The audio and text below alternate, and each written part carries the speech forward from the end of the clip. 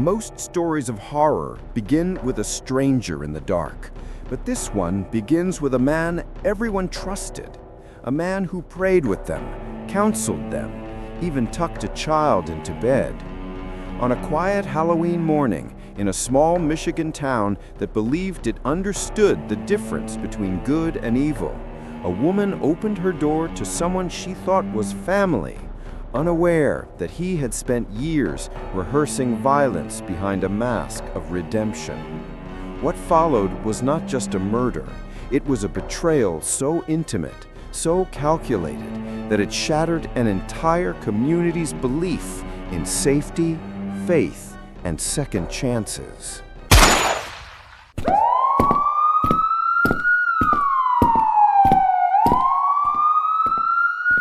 It begins with the most dangerous illusion of all, the belief that we can instantly recognize a monster, that danger wears a certain face, speaks in a certain tone, or moves with a certain intention. But the truth is far more unsettling. Sometimes danger arrives gently. It knocks softly on the door. It plays the role of caretaker. It blends into the rhythms of your home. It knows the patterns of your life intimately, so intimately that it learns exactly how to violate them. When someone we trust crosses the threshold from familiarity into betrayal, it destabilizes our entire understanding of human connection. Trust, which should be connective tissue, becomes a blindfold. Intimacy, which should be healing, becomes a weapon. And the home, which should be sanctuary, becomes a stage for violation. In this story, we witness how a man, carrying decades of unacknowledged violence, slowly embedded himself in the life of a woman who had no reason to fear him. He was woven into her family structure, into her mother's relationship, into the quiet routines of a young child who saw him as a grandfatherly figure. He did not have to break into her world. He was invited. And that invitation became the opening he exploited. This is what makes such cases particularly haunting. They force us to confront the limits of our intuition. We imagine we are good judges of character. But character is not a fixed entity. It is a performance, an arrangement of behaviors that can be curated, adapted, rehearsed. People with violent impulses often learn to compensate with charm. They sense what others need emotionally and mimic it. That mimicry becomes their camouflage. When someone like this positions himself as protector, he gains not just access, but legitimacy. He becomes the person others rely on. He becomes part of the family ecosystem, and once he enters that ecosystem, he studies its openings. He notices its vulnerabilities. He recognizes who trusts easily, who doubts quietly, and who never questions at all. The tragedy of this story lies not only in the act itself, but in the structural intimacy that preceded it. This was not a random crime. It was a crime engineered over time, nourished by access, familiarity, and emotional manipulation. He knew the rhythms of her mornings. He knew her child's schedule. He knew when she would open the door without hesitation. Trust is often built on repetition, the repeated gesture, the repeated routine, the repeated presence. But repetition can also normalize danger. When someone has shown up 100 times without harm, we rarely imagine that the 101st visit could be lethal. The narrative also exposes how violent people can learn to compartmentalize, presenting a reformed version of themselves while burying the impulses that truly define them. He stepped into the role of pastor, a role that culturally carries moral authority. People do not expect spiritual leaders to be predators. They expect guidance, wisdom, accountability.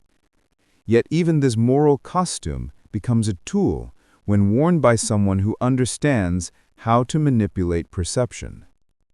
What strikes me most is how the women around him were conditioned to explain away their unease. Rebecca sensed something was off, an indefinable discomfort, a subtle boundary she could not articulate. But we live in a world that trains women to doubt their instincts, to avoid conflict, to tolerate discomfort for the sake of harmony.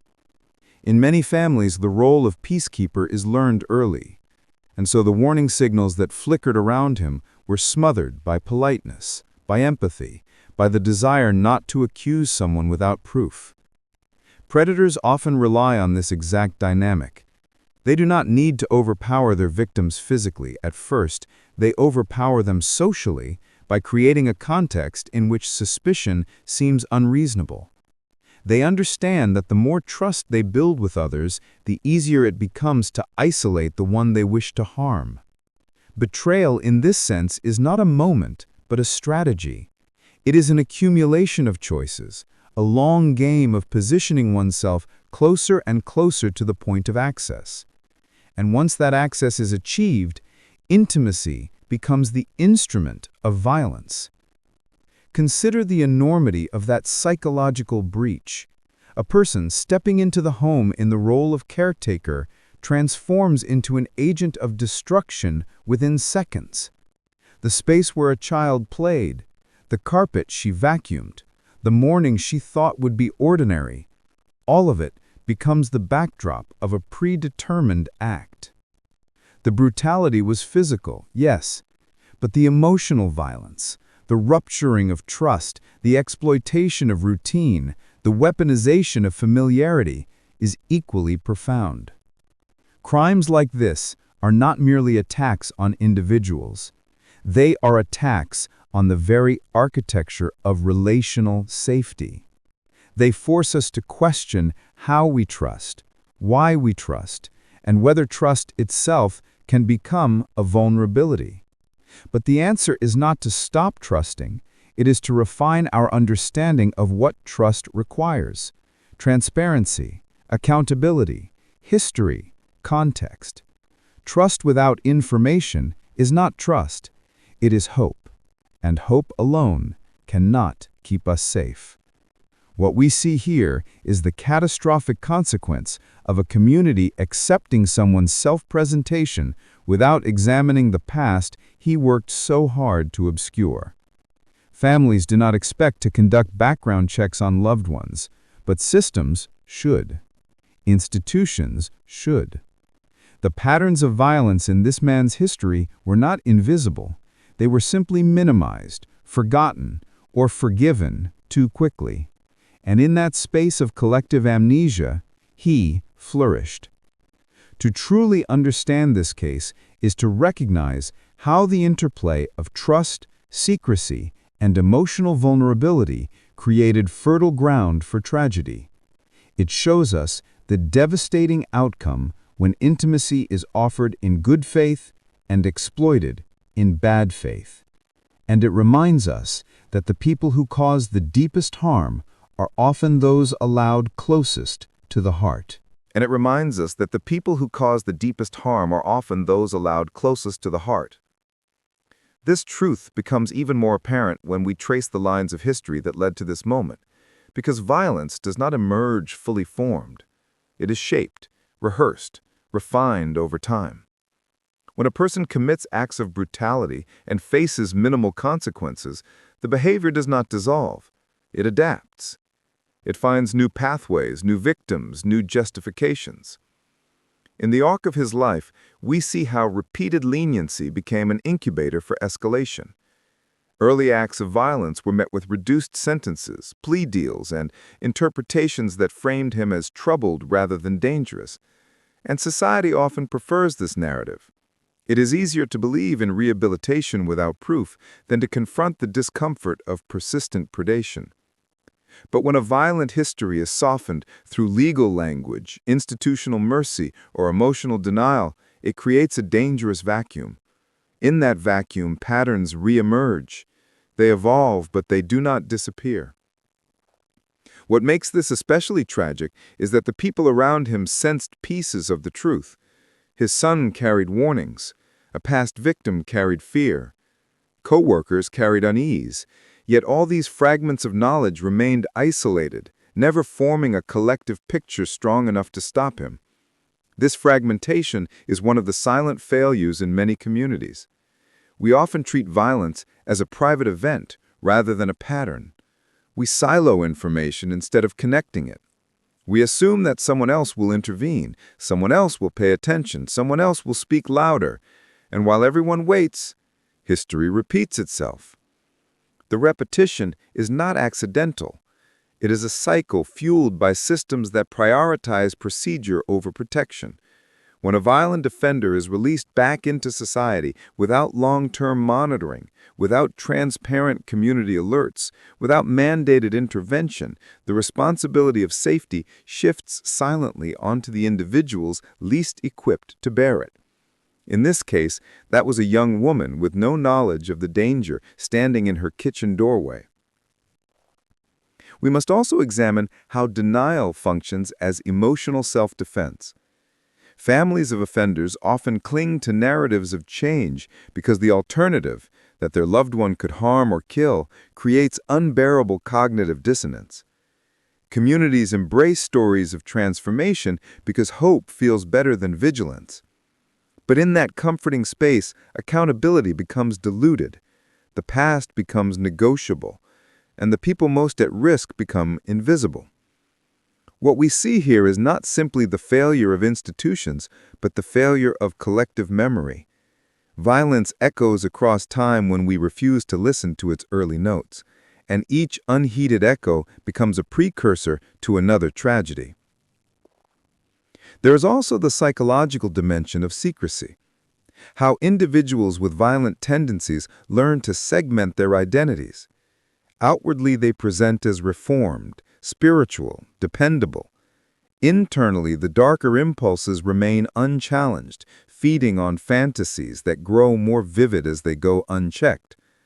Secrecy becomes the container, and fantasy becomes the fuel. And when fantasy is allowed to grow without intervention, it eventually seeks embodiment. Each prior act of violence that was minimized gave his fantasy more room to expand. Each legal compromise reinforced the illusion that he could walk the line between deviance and normalcy without consequence. Each new relationship became another stage on which to perform his innocence. But history has a way of asserting itself. It resurfaces in moments of stress, in lapses of supervision, in environments where trust is offered without scrutiny. And when it resurfaces, the outcome is often more extreme than before. Because violence, like any untreated compulsion, escalates. This escalation is not merely behavioral, but relational. The closer he moved toward the center of a family structure, the more power he accumulated. Power not through dominance, but through integration. Power through affection. Power through caregiving rules that positioned him as indispensable. And power, once established, can be manipulated to erode boundaries silently. When someone with a violent past becomes embedded in the emotional fabric of a household, every warning sign becomes harder to interpret, harder to name, harder to act upon. Because to confront the danger is to confront the relationship, and that confrontation threatens the stability of everyone involved. The echoes of his past were not just ignored by systems, they were softened by the emotional proximity he engineered. This is how cycles of violence perpetuate themselves, not through force alone, but through the subtle erosion of doubt, memory, and vigilance. And when the cycle finally ruptures into tragedy, it becomes easy to look backward with clarity. But hindsight reveals what foresight refused to acknowledge. Patterns unaddressed will always return. The past is not an old chapter. It is an unfinished one. And until the systems around us treat violence as a consistent thread rather than isolated events, the story will continue to write itself in the lives of those least prepared to bear its weight. And until the systems around us treat violence as a consistent thread rather than isolated events, the story will continue to write itself in the lives of those least prepared to bear its weight. But the aftermath of such tragedy does something else too. It forces a community to confront itself. When a person publicly perceived as gentle, reformed, spiritual, or trustworthy commits an act of devastating brutality, The collective psyche experiences a shattering. It is not just the loss of an individual, it is the loss of certainty. Communities often imagine themselves as safe, not because danger is absent, but because danger is believed to be predictable. People feel secure when they think they know who to fear, but when harm emerges from someone woven into the center of communal life, when the threat comes from the person who prayed with you, counseled you, sat at your dinner table, or tucked a child into bed, the rupture spreads outward into every relationship. Suddenly, trust becomes suspect. Familiarity becomes questioned. The story forces people to look at their own assumptions about goodness, redemption, and danger. This is why the emotional shockwaves linger long after the legal proceedings end. A community must reconcile with the uncomfortable truth that it collectively misjudged someone, and misjudgment at that scale invites a kind of shame, not personal shame, but cultural shame. How did no one see? How did everyone believe so easily? How did he occupy a position of moral authority after a history of violence? But these questions, while necessary, often emerge only after the harm has been done. Before that, communities tend to embrace narratives of simplicity, that good and evil are objective categories, that transformation is linear, that once someone is welcomed into a spiritual or social role, they are beyond suspicion. These narratives soothe everyday anxieties about connection, but they also blind us. And that blindness becomes a collective vulnerability. After a betrayal like this, communities often lean into the instinct to externalize the danger, to believe the individual was an anomaly, a singular aberration. But the deeper work is to understand how the ecosystem around him enabled concealment. Each person who dismissed a discomfort, each institution that failed to communicate his history, each silence that protected his reputation, and the silence is what allows danger to blend in, to move unnoticed, to settle into the spaces where vigilance has been replaced by collective comfort. In the wake of tragedy, people gather for vigils, for funerals, for healing rituals.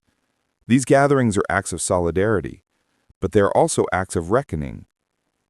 Candles symbolize illumination, an attempt to bring light to a darkness the community failed to acknowledge earlier. In these moments, grief becomes communal, not because everyone knew the victim intimately, but because the betrayal threatens universal assumptions. If a pastor can commit such harm, who else can? If a mother's partner can carry such secrets, where else might danger be hiding?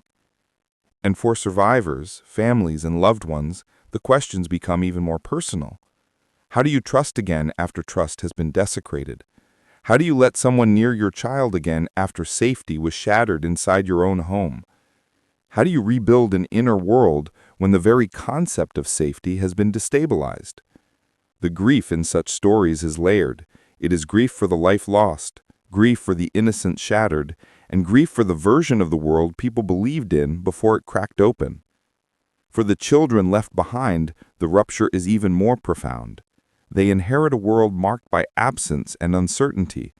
Their memories become intertwined with an event they cannot fully understand, yet will spend a lifetime navigating.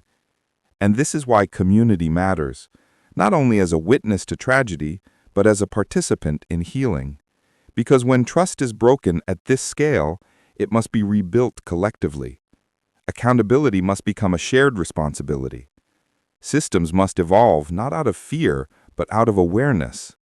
Communities must learn to hold two truths simultaneously: that redemption is possible, yes, but not at the expense of blind trust; that forgiveness is human, but vigilance is necessary; that compassion cannot exist without boundary.